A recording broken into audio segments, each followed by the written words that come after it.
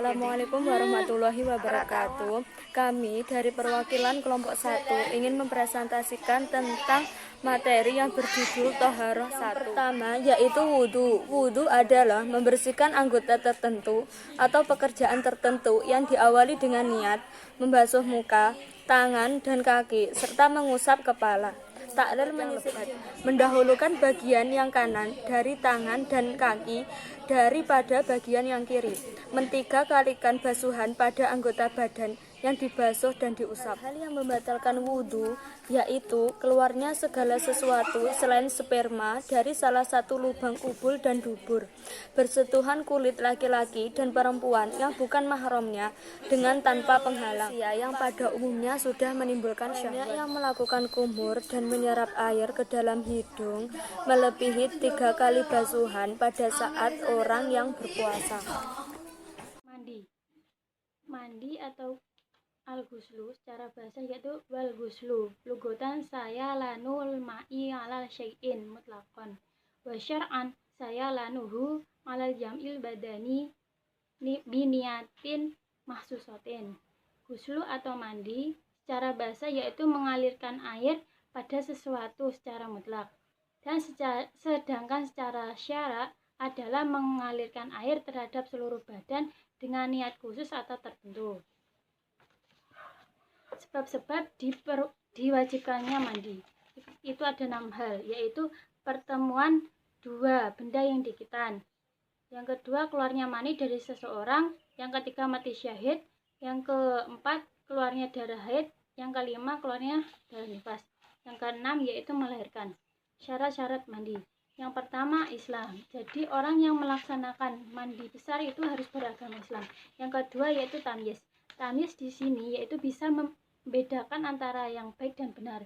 Yang ketiga yaitu suci dari hadas, suci dari haid dan nifas. 4 yaitu menggunakan air yang suci dan mensucikan. Keterangan ini lebih lanjut bisa dilihat di kitab Qurratul Uyun Shaf 13 dan 14. Yang kelima yaitu mengetahui fardunya wudhu. Yang keenam menghilangkan najis. Keterangan ini lebih lanjut berada di kitab Kifayatul Ahyar juz awal Shaf 39. Yang ketujuh yaitu mengetahui tata cara bersuci. Yang selanjutnya kewajiban mandi ada 3, yaitu niat. Jadi orang yang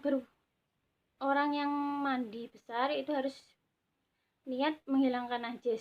Yang kedua yaitu menghilangkan najis jika terdapat najis di badan seseorang yang melaksanakan mandi besar. Yang ketiga mendatangkan air ke seluruh rambut dan kulit.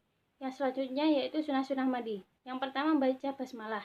Yang kedua wudhu dengan sempurna sebelum mandi. Yang ketiga menghadap kiblat.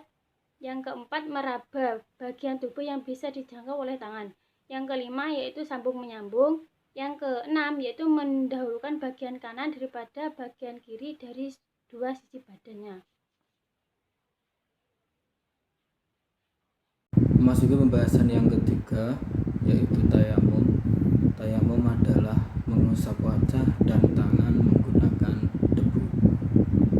Adapun syarat-syarat tayamum yaitu adanya uzur, sebab melakukan perjalanan atau sakit, telah masuknya waktu sholat, berhalangan menggunakan air, dan debu yang digunakan yaitu debu yang suci mensucikan, yang tidak basah ataupun lengket. Adapun alat yang digunakan untuk bertayamum adalah tanah dalam berbagai warna merah atau hitam. Sekiranya bercampur pasir dan terdapat kandungan debu, tidak dikategorikan sebagai abu, suci, tidak mustakmal, dan tidak bercampur dengan tepung ataupun kapur ataupun pasir yang tidak berdebu. Adapun hal-hal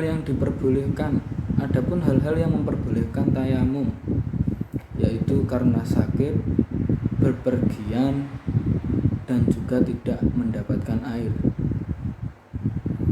Sunnah-sunnah tayamum adalah membaca basmalah, mendahulukan anggota kanan dan mengakhirkan anggota yang kiri.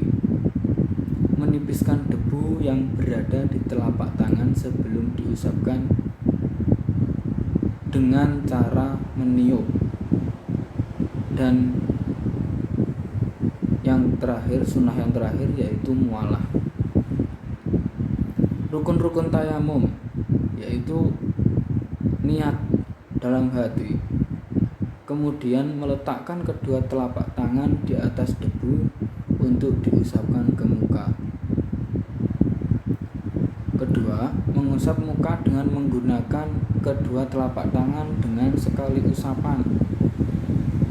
Yang ketiga, mengusap dua belah tangan hingga siku-siku dengan debu sebanyak 2 kali. Rukun yang terakhir yaitu tertib.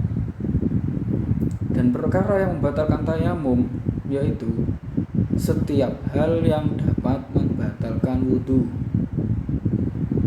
Selain itu, perkara yang membatalkan tayamum adalah melihat air pada selain saat melakukan sholat. Dan yang terakhir, murtad. Sekian penjelasan tentang Thaharah 1 dari kelompok kami. Bila ada kurang lebihnya mohon maaf yang sebesar-besarnya. Akhir kata, wassalamualaikum warahmatullahi wabarakatuh.